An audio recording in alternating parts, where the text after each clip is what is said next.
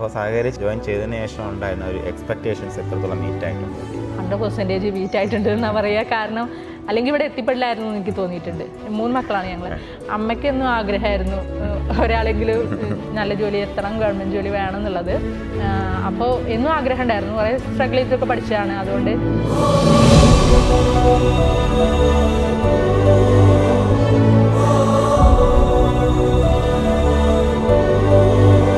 Junior cooperative inspector success story series സഹകാരി express continue ചെയ്യുകയാണ്. അപ്പോൾ ഇന്ന് നിങ്ങൾ വളരെ സ്പെഷ്യലായിട്ടുള്ളൊരു വ്യക്തിയെ പരിചയപ്പെടുന്നത് വിദ്യ 70ാം റാങ്ക് ഹോൾഡറാണ് ജൂനിയർ കോപ്പറേറ്റീവ് ഇൻസ്പെക്ടർ പരീക്ഷയിൽ. അപ്പോൾ ഇതിനു മുന്നേ നമ്മൾ 1-2 സ്ഥലത്ത് വിദ്യയുടെ പേര് കേട്ടിട്ടുണ്ട്. അതൊന്നുമല്ല, നമ്മളെ ശ്രീജിലയുടെ സ്റ്റോറിയിലെടുത്ത് പറഞ്ഞിട്ടുണ്ട്. അപ്പോൾ ശ്രീജിലയുടെ ഒരു സക്സസ്സിൽ കൂടെ നിന്ന ഒരു പാർട്ട്ണർ കൂടെയാണ് അദ്ദേഹം. അപ്പോൾ അവരുടെ ഒന്ന് കമ്പൈൻഡ് ആയിട്ടുള്ളൊരു സ്റ്റോറി നമ്മൾ എടുക്കുന്നുണ്ട്, നിങ്ങൾക്കത് യൂസ്ഫുൾ ആകും. ഓക്കെ. അപ്പോൾ വിദ്യ, നമ്മുടെ എഡ്യൂക്കേഷൻ ക്വാളിഫിക്കേഷൻ വൈസ് നമ്മൾ എങ്ങനെയായിരുന്നു, എന്തായിരുന്നു? ഞാൻ M.Com കഴിഞ്ഞതാണ്. M.Com ഫിനാൻസ്, B.Com ഫിനാൻസ് ആയിരുന്നു. അതുപോലെ B.Ed ചെയ്തിട്ടുണ്ട്. നെറ്റും ക്വാളിഫൈഡ് ആണ്. അങ്ങനെ ടീച്ചിങ് എന്ന് പറയുന്ന സ്വപ്നത്തിലേക്ക് അല്ലേ, ടീച്ചിങ് ചെയ്തുകൊണ്ടിരിക്കുകയാണ്. അപ്പോൾ നമുക്ക് ഇപ്പോൾ ഇത്രയും സംഭവം നമ്മൾ കടന്നു വന്ന ടീച്ചിങ് എന്ന് പറഞ്ഞൊരു പാഷൻ്റെ പുറത്ത് തന്നെ ആയിരിക്കണം വിദ്യ. അപ്പോൾ നമ്മൾ ആ ഒരു മേഖലയിൽ ജോലി ചെയ്യാനുള്ള അവസരമുണ്ട് നമുക്ക് കേരളത്തിലുണ്ട്. പക്ഷേ അറ്റ് ദ സെയിം ടൈം നമ്മൾ CSEB അല്ലെങ്കിൽ നമ്മുടെ സഹകരണ മേഖലയിലേക്ക് തിരിയാനുണ്ടായ കാരണം എന്താണ്? സത്യം പറഞ്ഞാൽ എനിക്ക് ഈ ഇത്രയും പഠനത്തിൻ്റെ ഇടയിലും ഈ മേഖലയെ പറ്റി വലിയ ഐഡിയ ഉണ്ടായിരുന്നില്ല. കാരണം അത് പറഞ്ഞു തരാനുണ്ടായിരുന്നില്ല എന്നുള്ളതാണ്. അപ്പം ഞാൻ ഈ ടീച്ചിങ് ചെയ്തുകൊണ്ടിരുന്ന സമയത്തും നമുക്ക് നല്ല ഒരു വരുമാനം എന്ന് പറയാൻ പറ്റില്ലല്ലോ. അപ്പോൾ ഒരു സ്ഥിരമായ ഒരു ജോലി എന്നുള്ള നിലയിലുണ്ടായിരുന്നില്ല. പിന്നെ പ്രൈവറ്റ് ആകുമ്പോഴുള്ള ബുദ്ധിമുട്ടുകൾ. അപ്പോൾ സ്ഥിരമായിട്ട് നമുക്ക് സെക്യൂറായും സേഫ് ആയിട്ടുള്ള ജോലി, അതേപോലെ ഗവൺമെൻറ് ജോലി എന്നും മനസ്സിൽ സ്വപ്നമാണ്. അപ്പോൾ ഏതാണ് വഴി എന്നുള്ളത് ഒരു ഐഡിയ ഉണ്ടായിരുന്നില്ല എന്നുള്ളതാണ്. പിന്നെ ജനറലായിട്ടുള്ള PSC എന്നെ കൊണ്ട് നടക്കില്ല എന്നുള്ള തോന്നലുണ്ടായിരുന്നു. ഞാൻ LD ക്ലർക്കിന് വേണ്ടിയിട്ട് പഠിച്ചിട്ടുണ്ടായിരുന്നു. പ്രീലിംസ് പാസ്സായിട്ടുണ്ടായിരുന്നു. അപ്പോൾ ഈ കോമ്പറ്റേറ്റീവ് എക്സാം ചെയ്യാൻ കഴിയും എന്നുള്ള തോന്നലുണ്ടായിരുന്നു. പക്ഷേ ഈ ഫാക്ട്സ് മാത്രം പഠിച്ചുകൊണ്ടുള്ള ഒരു ഇതാണല്ലോ ഈ ജനറൽ PSC എന്ന് പറയുന്നത്. അപ്പോൾ എന്നെ സംബന്ധിച്ചിടത്തോളം കുറച്ച് ബുദ്ധിമുട്ടായിരുന്നു. അപ്പം സബ്ജക്റ്റ് ആണെന്നുണ്ടെങ്കിൽ നമ്മൾ മനസ്സിലാക്കി പഠിച്ചു കഴിഞ്ഞാൽ കുറച്ചുകൂടെ സ്കോർ ചെയ്യാന്നുള്ള ഒരു ഇതുണ്ടായിരുന്നു. അപ്പോൾ അങ്ങനെ എൻ്റെ സിസ്റ്റർ വഴിയാണ് സത്യത്തിൽ. ഇതിനു മുന്നേ ഞാൻ കേട്ടിട്ടുണ്ടായിരുന്നു. പിന്നെ കോളേജിൽ വർക്ക് ചെയ്യുന്ന സമയത്തൊക്കെ ഇങ്ങനെ ബാങ്കിൽ എക്സാം എഴുതി കയറുന്നുണ്ടായിരുന്നു എന്നുള്ളത്. പക്ഷേ അത് എത്രത്തോളം പോസിബിൾ ആണ് ഞാൻ അതിനെപ്പറ്റി ചിന്തിച്ചിട്ടില്ല. കുറെ ആളുകൾ നെഗറ്റീവായിട്ടുള്ള അതെ, എക്സാം എഴുതി കയറാൻ പറ്റുമോ, അങ്ങനെയൊക്കെയുള്ള പറ്റില്ല, കുറെ കാലം എഴുതിക്കൊണ്ടിരുന്നിട്ടും കിട്ടുന്നില്ല, അങ്ങനെയൊക്കെ പറയുന്നുണ്ടായിരുന്നു. അതുകൊണ്ട് അപ്പം ഞാൻ അങ്ങനെ ശ്രദ്ധിച്ചിരുന്നില്ല. പിന്നെ ഞാൻ വർക്ക് ചെയ്തുകൊണ്ടിരുന്ന സമയത്ത് എൻ്റെ സിസ്റ്റർ ബാങ്കുമായിട്ട് ബന്ധപ്പെട്ട ഒരാളാണ്. അപ്പോൾ അവളാണ് പറഞ്ഞത് ഇങ്ങനെ എക്സാം ഉണ്ട്, നീ എക്സാം എഴുതി നോക്ക്. അപ്പം ഞാനിങ്ങനെ പറയുന്നുണ്ടായിരുന്നു, ഇതിൽ നമ്മൾ സാറ്റിസ്ഫൈഡ് അല്ലല്ലോ, കുറച്ചുകൂടെ നല്ല അമ്മയ്ക്കൊന്നും ആഗ്രഹമായിരുന്നു ഒരാളെങ്കിലും, 3 മക്കളാണ് ഞങ്ങൾ, ഒരാളെങ്കിലും നല്ല ജോലി എത്തണം, ഗവൺമെൻറ് ജോലി വേണം എന്നുള്ളത്. അപ്പോൾ എന്നും ആഗ്രഹം ഉണ്ടായിരുന്നു. കുറേ സ്ട്രഗിൾ ചെയ്തൊക്കെ പഠിച്ചതാണ്. അതുകൊണ്ട് നല്ല ജോലിയിൽ എത്തിപ്പെടണം എന്ന് ആഗ്രഹം ഉണ്ടായിരുന്നു. അപ്പോൾ ഇവള് പറഞ്ഞപ്പോൾ നോക്കുന്ന ട്രൈ ചെയ്യാം. അങ്ങനെയാണ് ഞാൻ ഈ ഇതിനെക്കുറിച്ച് തിരയാൻ തുടങ്ങുന്നത്. എങ്ങനെയാണ് സബ്ജക്റ്റ്, എങ്ങനെയാണ് എക്സാം, എങ്ങനെയാണ് ഉണ്ടാവുക, കയറുക എന്നുള്ളത് യൂട്യൂബിലൊക്കെ നോക്കിയിട്ട് അങ്ങനെ പഠിക്കാൻ തുടങ്ങി. പഠിച്ചിട്ട് എക്സാം ഇങ്ങനെ എഴുതിക്കൊണ്ടിരുന്നു. പക്ഷേ റേഞ്ചിലെത്താൻ പറ്റിയിട്ടുണ്ടായിരുന്നില്ല. അപ്പോൾ വർക്ക് ചെയ്തുകൊണ്ട് ഇത് പോസിബിൾ അല്ല എന്ന് മനസ്സിലായി. അങ്ങനെയുള്ള സമയത്ത് ഞങ്ങൾ ഫ്രണ്ട്സ് ആയിരുന്നു. ഞാൻ ജോയിൻ ചെയ്ത് വർക്ക് ചെയ്തുകൊണ്ടിരുന്ന ഒരു 6 മാസത്തോളം കഴിഞ്ഞിട്ടാണ് ശ്രീജില മിസ് വന്നത്. അപ്പം ഞങ്ങൾ ഭയങ്കര തിക്ക് ഫ്രണ്ട്സായി. അപ്പം ഞാനിങ്ങനെ പറയുമായിരുന്നു, ഇങ്ങനെ നിന്ന് പോയിട്ട് കാര്യമില്ല, നമുക്ക് ഇങ്ങനെ ഒരു മാറണം കുറച്ചുകൂടെ നല്ല ബ്രെയിൻ വാഷ് ചെയ്തു. അപ്പോൾ നോർമലായി പോയിക്കൊണ്ടിരുന്ന അപ്പോൾ ഞാൻ ഇങ്ങനെ പറഞ്ഞുകൊണ്ടിരിക്കും, ഇങ്ങനെ പോയാൽ ശരിയാവില്ല, നമുക്ക് ഇത് പഠിച്ചിട്ട് ഇത് കയറാം. അപ്പം ഞങ്ങളിങ്ങനെ, അപ്പോൾ മിസ് ഇതിലേക്ക് നമുക്ക് നോക്കാമെന്ന് പറഞ്ഞു. അങ്ങനെ ഞങ്ങൾ ഈ പോർഷൻസ് ഇങ്ങനെ പഠിച്ച് നോക്കാം നമുക്ക് ഇങ്ങനെ വന്നിട്ട് ഇങ്ങനെ അവിടെ ഇരുന്ന് തന്നെ കമ്പയർ സ്റ്റഡി നടത്തിക്കൊണ്ടിരുന്നു. പക്ഷെ കുറച്ച് ബുദ്ധിമുട്ടായിരുന്നു, കാരണം നമ്മൾ വർക്ക് ചെയ്തുകൊണ്ടിരിക്കുകയാണല്ലോ, പ്രൈവറ്റ് സ്ഥാപനമാണ്, ഒഴിവുകൾ കിട്ടുന്നത് കുറവായിരുന്നു. പിന്നെ നമുക്ക് രണ്ടുപേർക്കും ഒരേ സമയം ഒഴിവ് കിട്ടണം, അങ്ങനെ അത് ചീറ്റി പോകാൻ തുടങ്ങി. പിന്നെ തിരിച്ച് വന്ന് വീട്ടിൽ വന്ന് പഠിക്കുമ്പോഴും എഴുതിക്കൊണ്ടിരിക്കുന്നുണ്ട്. ഞാൻ 1, 2, 3 എക്സാം ഞങ്ങൾ എഴുതിക്കൊണ്ടിരിക്കുന്നുണ്ട്. പക്ഷേ അത് ശരിയാവുന്നില്ല. എങ്ങനെയായാലും നമ്മൾക്ക് ആ കറക്റ്റ് ഡീപ്പായുള്ള ഒരു ഏതാ പഠിക്കേണ്ടതെന്ന് ഒരു ഐഡിയ വേണമല്ലോ. അങ്ങനെ അത് മുടങ്ങി പോകുന്നുണ്ടായിരുന്നു. അപ്പോഴാണ് എനിക്കത് അവിടെ നിന്ന് റിസൈൻ ചെയ്യണം, ഇങ്ങനെ പഠിച്ചിട്ട് കാര്യമില്ല. കാരണം നമ്മളിത് വർക്ക് കഴിഞ്ഞിട്ട് വീട്ടിൽ വന്നിരുന്ന് പഠിക്കുമ്പോൾ ഉറങ്ങിപ്പോവാണ്, പറ്റുന്നില്ല. നമ്മളിങ്ങനെ നിന്ന് ക്ലാസ് എടുക്കുകയാണല്ലോ, അപ്പോൾ നമുക്ക് അതിൻ്റെ ബുദ്ധിമുട്ടുകളുണ്ട്. അങ്ങനെ ഞാൻ വീട്ടിൽ പറഞ്ഞു, ഞാൻ എൻ്റെ വീട്ടിൽ നിന്നിട്ടാണ് വർക്ക് ചെയ്തുകൊണ്ടിരുന്നത്, ഞാൻ ഇങ്ങനെ റിസൈൻ ചെയ്യട്ടെ, എന്നാലേ ഇപ്പോൾ പഠനം നടക്കുള്ളൂ എന്ന് പറഞ്ഞപ്പോൾ അങ്ങനെ ചെയ്തു നോക്ക്.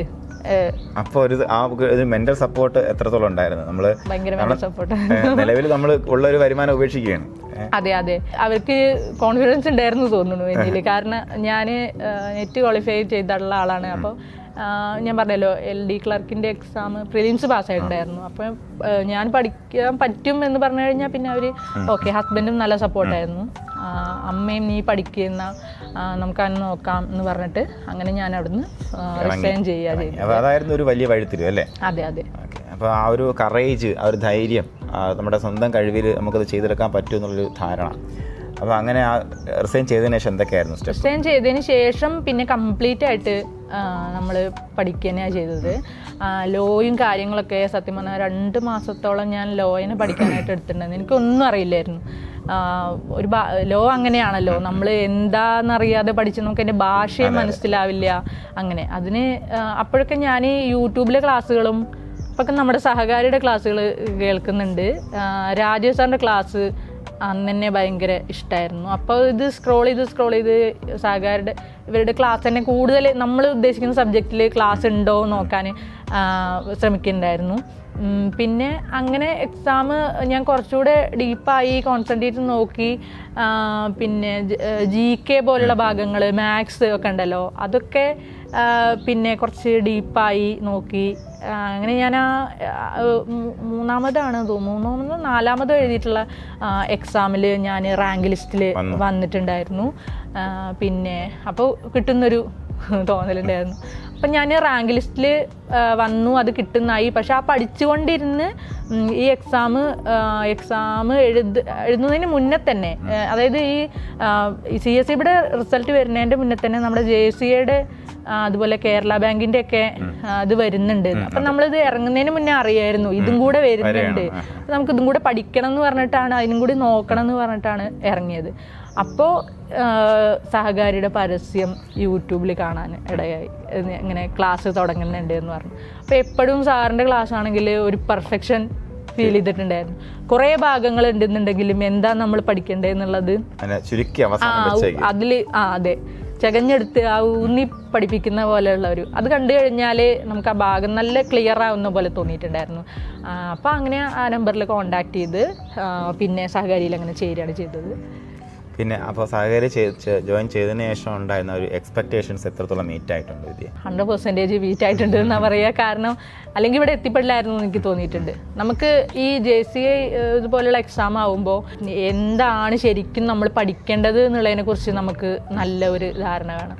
സഹകാരി അതിൻ്റെ പിന്നിൽ നന്നായിട്ട് വർക്ക് ചെയ്തിട്ടുണ്ട് എന്നാണ് തോന്നുന്നത്. സാർ തന്നിട്ടുള്ള ക്ലാസ്സുകൾ ഓരോ സബ്ജക്റ്റിൻ്റെ ആയാലും പിന്നെ അതിൽ പറഞ്ഞിട്ടുള്ള ആ സിലബസുകളിൽ ബാക്ക്ഗ്രൗണ്ട് വർക്ക് നന്നായിട്ട് നടത്തി. പിന്നെ സാർമാർ തന്നിട്ടുള്ള ആ ക്ലാസ്സുകൾ കണ്ടു കഴിഞ്ഞാൽ, അല്ലെങ്കിൽ PDF നോട്ട്സ് ഒക്കെ നമുക്ക് കിട്ടിയിരുന്നല്ലോ, ഇപ്പോഴും എൻ്റെ വീട്ടിൽ ബണ്ടിൽ കണക്കിന് അതിരിക്കുന്നുണ്ട്. ക്ലാസ് വന്നു കഴിഞ്ഞാൽ PDF നോട്ട് എടുത്തു കഴിഞ്ഞാൽ ഞാൻ അപ്പോൾ പോയി ഞങ്ങളുടെ അടുത്ത് തന്നെ 1 മാസം ഞങ്ങളുടെ അടുത്തുള്ള കോപ്പി എടുത്തിരുന്ന ചേച്ചിക്ക് അത് തന്നെയായിരുന്നു പണി. ഞങ്ങൾ തമ്മിൽ നല്ല കോണ്ടാക്ട് ആയി. ഞാൻ ഇവിടുന്ന് PDF അയച്ചു കൊടുക്കും, അപ്പോൾ ചേച്ചി എടുത്തേക്കും, ഞാനത് കൊണ്ടുപോകും. അങ്ങനെ ഓരോ സബ്ജക്റ്റിനും ഓരോ ബുക്ക് പോലെയുള്ള കംപ്ലീറ്റ് ആയിട്ടുള്ളത് ഞാൻ ഒരു PDF-ഉം വിടാതെ അത് ബൈൻഡ് ചെയ്ത് വെച്ചിട്ട് അത് തന്നെ റിവൈസ് ചെയ്ത് കൊണ്ടുവന്നിട്ടുണ്ടായിരുന്നു. പിന്നെ വീക്കിലി എക്സാമുകൾ ഉണ്ടായിരുന്നു. ഒരു വീക്കിലി എക്സാം മുടങ്ങാതെ അറ്റൻഡ് ചെയ്തായിരുന്നു. അപ്പോൾ ഫുൾ ഡേയിലുള്ള പഠനം കഴിഞ്ഞാലും വീക്കിലി എക്സാം ആകുമ്പോൾ പിന്നെ നമ്മൾ അതൊന്നുകൂടെ റിവൈൻഡ് ചെയ്യും. പിന്നെ എപ്പോഴും വീക്കിലി എക്സാം എഴുതുന്ന സമയത്ത് ആദ്യത്തെ ഒരു 20ൽ ഉണ്ടായിരിക്കണം എന്നുള്ള ഒരു, അല്ലെങ്കിൽ ഒരു 100 സ്കോർ ചെയ്യണം എന്നുള്ള ഒരു മെൻറ്റാലിറ്റിയോട് കൂടി അത് എഴുതിയിട്ടുണ്ടായിരുന്നത്. പിന്നെ ഏതെങ്കിലും മൈനസ് മാർക്കൊക്കെ എക്സാം തെറ്റിയിട്ടുണ്ട് എന്നുണ്ടെങ്കിൽ അത് നമ്മൾ നോട്ട് ചെയ്ത് വെക്കുമായിരുന്നു. പിന്നെ ഞങ്ങൾ അപ്പോഴും കമ്പൈൻ സ്റ്റഡി കൂടെ കൊണ്ടുവന്നിട്ടുണ്ടായിരുന്നു കേട്ടോ. ഞങ്ങൾ വളരെ ഇമ്പോർട്ടൻ്റ് ആണ്. അത് എപ്പോഴും എനിക്കെടുത്ത് പറയാം, ശ്രീജിലാവട്ടെ വിദ്യയാവട്ടെ, നമ്മളിങ്ങനെ റെഫർ ചെയ്ത് പഠിക്കുന്ന സമയത്ത് എനിക്ക് എന്തെങ്കിലും ഡൗട്ട് ഉണ്ടെന്നുണ്ടെങ്കിൽ ഞാൻ മിസ്സിനോട് പറയും, മിസ് എന്തെങ്കിലും ഡൗട്ട് ഉണ്ടെന്നുണ്ടെങ്കിൽ നമ്മളോട് ചോദിക്കും. പിന്നെ ആ കിട്ടിയ ഡൗട്ടുമേ നമ്മൾ നന്നായിട്ട് പരതും, അതിന് ആൻസർ കിട്ടിയാലേ പിന്നെ അടുത്തേക്ക് പോകും. മീൻസ് ഒരു ക്വസ്റ്റ്യൻ ഡൗട്ട് ചോദിക്കുകയാണെങ്കിൽ ചിലപ്പോൾ നമുക്ക് ഒരേ ക്വസ്റ്റ്യൻ തന്നെ ഡൗട്ട് ഉണ്ടാവുമല്ലോ, പിന്നെ അത് തപ്പി തെരഞ്ഞ് അതിനുള്ള ഉത്തരം ഞങ്ങൾ കിട്ടും. അപ്പോൾ നമുക്കൊരു സാറ്റിസ്ഫാക്ഷൻ ആണല്ലോ. അതേപോലെ ഞങ്ങൾ വാട്സപ്പ് കോൾ ചെയ്തിട്ട് പഠനം ഉണ്ടായിരുന്നു. ഞങ്ങളൊരു പോർഷൻസ് ഇങ്ങനെ പഠിക്കാന്ന് പറഞ്ഞിട്ട് വാട്സപ്പിൽ വൈകിട്ട് വിളിക്കും, അങ്ങോട്ട് ക്വസ്റ്റ്യൻ ചോദിക്കും, ഇങ്ങനെ ക്വസ്റ്റ്യൻ ചോദിക്കും, അങ്ങനെ പോയിരുന്നു. പിന്നെ നമ്മൾ ഡിമ്മാവുമ്പോൾ മിസ് നമ്മളെ മോട്ടിവേറ്റ് ചെയ്യും. ചില സമയത്ത് മിസ് ഡൗട്ട് ആവും, അപ്പോൾ ഞാൻ പറയും അങ്ങനെ അങ്ങോട്ടും ഇങ്ങോട്ടും എക്സാം വരെ. അതെ, എനിക്ക് തോന്നുന്നു എക്സാം ഒരേ സെന്ററിലായിരുന്നു എഴുതിയിട്ടുണ്ടായിരുന്നത്. അപ്പോൾ ഒരു തുടക്കം തൊട്ട് ഒടുക്കം വരെ ഒരു കൂട്ടായ്മയോടെ മുന്നോട്ട് കൊണ്ടുപോയതിൻ്റെ വിജയമാണ് വിദ്യയുടെയും ശ്രീജിലയുടെയും. ശ്രീജിലയുടെ 2 സ്റ്റോറി, എനിക്ക് കേരള ബാങ്കിൻ്റെ സ്റ്റോറി നമ്മൾ എടുത്ത് ഇതിപ്പോൾ ഒന്നുകൂടെ വന്ന് കണ്ടു. അപ്പോൾ വളരെ സന്തോഷം. അപ്പോൾ നമുക്ക് ഇപ്പോൾ എനിക്ക് തോന്നുന്നു വിദ്യയെ സംബന്ധിച്ചുള്ള വിദ്യ ആ ഒരു റിസൈൻ ചെയ്യാനെടുത്ത തീരുമാനം വളരെ ക്രൂഷ്യലായിരുന്നു അല്ലേ? അപ്പോൾ കുറേ ആൾക്കാരൊക്കെ നമുക്കിപ്പോൾ നമ്മുടെ പ്രശ്നം എന്താണെന്ന് നമ്മൾ ഐഡൻറ്റിഫൈ ചെയ്യുക. പ്രശ്നം ഒരിക്കൽ ഐഡൻറ്റിഫൈ ചെയ്ത് കഴിഞ്ഞാൽ നമുക്ക് സൊല്യൂഷൻ ഉണ്ടായിരിക്കും. അപ്പോൾ അങ്ങനെ പ്രോബ്ലംസിൽ തട്ടി നിൽക്കുന്ന ആൾക്കാർക്ക് എന്ത് മെസ്സേജാണ് കൊടുക്കാനുള്ളത് വിദ്യ? കുറേ പ്രോബ്ലംസ് ഉണ്ടായിരിക്കും. പ്രോബ്ലംസ് ആണ്, അതൊക്കെ കഴിഞ്ഞിട്ട് പഠിക്കാമെന്ന് വിചാരിച്ചാൽ ഒരിക്കലും നമ്മളെ പഠനം നടക്കില്ല. ഇപ്പോൾ ഇതൊക്കെ തീരട്ടെ എന്നിട്ട് ഞാൻ ആ ഫീൽഡിലേക്ക് ഇറങ്ങാം അല്ലെങ്കിൽ പഠിക്കാമെന്ന് വിചാരിച്ചാൽ ഒരു കാലത്തും നമ്മൾ പഠിക്കാൻ പോകുന്നില്ല. ഇപ്പോൾ നമ്മൾ എന്താണ് നമ്മുടെ പ്രോബ്ലം എന്നുണ്ടെങ്കിലും അതിൽ ഉണ്ടായിരിക്കെ തന്നെ എങ്ങനെ അതിനെ മറികടന്ന് അതിൽ നിന്ന് സമയം കണ്ടെത്തിയിട്ട് എങ്ങനെ പഠിക്കുക എന്നുള്ളത് നമ്മൾ നോക്കണം. അപ്പോൾ എന്നെ സംബന്ധിച്ചിടത്തോളം ഞാൻ റിസൈൻ ചെയ്യാൻ കാരണം എനിക്ക് നല്ല സപ്പോർട്ട് ഉണ്ടായിരുന്നു, ഹസ്ബൻഡിൻ്റെ സപ്പോർട്ട് ഉണ്ടായിരുന്നു, അമ്മയുടെ സപ്പോർട്ട് ഉണ്ടായിരുന്നു. ചെറിയ മോനായിരുന്നു, പക്ഷേ മോനെ ഫുള്ള് അമ്മയാണ് നോക്കിക്കൊണ്ടിരുന്നത്. അവന് 2 വയസ്സ് ഉള്ളപ്പോൾ തുടങ്ങിയ പഠനമാണ്. അവനും സഹകരിച്ചു എന്ന് പറയാം. അതേപോലെ ഫിനാൻഷ്യലൊക്കെ നമ്മൾ സ്ട്രഗിൾ ചെയ്തുകൊണ്ടിരിക്കും, കാരണം നമുക്ക് വരുമാനമില്ലല്ലോ. പക്ഷെ ആ സമയത്തൊക്കെ നീ പഠിക്കുകയാണെങ്കിൽ പഠിക്ക് എന്ന് പറഞ്ഞ് കൂടെ നിൽക്കാൻ ആൾക്കാരുണ്ടായിരുന്നു. അപ്പോൾ നമ്മൾ ഏതവസ്ഥയിലാണെന്നുണ്ടെങ്കിലും നമ്മൾ പഠിക്കണം എന്ന് തീരുമാനിച്ച് കഴിഞ്ഞാൽ അതിന് എല്ലാ സൊല്യൂഷൻ നമുക്ക് വരും എന്നാണ് എനിക്ക് തോന്നുന്നത്. അപ്പോൾ എല്ലാ കൂട്ടുകാർക്കും വിജയാശംസകൾ നേരുകയാണ് വിദ്യയോടൊപ്പം. Thank you.